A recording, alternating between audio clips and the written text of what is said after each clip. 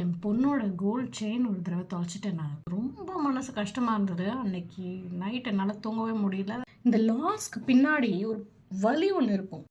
சரி, ட்ரேடிங் பண்ணும்போது லாஸ் பண்ணுறதுங்கிறது வேறு. பட் நம்ம ட்ரேட் பண்ணுற மொத்த கேபிட்டலுமே லாஸ் ஆகிடும் அப்படிங்கிறது வேறு லெவலில் ஒரு பயம் அது. அதனால தான் சொல்கிறேன், நீங்கள் எப்போவுமே புரோக்கரை சூஸ் பண்ணுறதுக்கு முன்னாடி இவங்க ரெகுலேட்டடாக நான் ரெகுலேட்டடாக இதை பார்த்துட்டு தான் நம்ம எப்போவுமே சூஸ் பண்ணணும். ஃபார் எக்ஸாம்பிள், நீங்கள் ஃபாரெக்ஸில் ட்ரேடிங் பண்ணுறீங்கன்னு வைங்களேன், விக்கி எஃப்எக்ஸ்னு ஒரு ஆப் இருக்குது.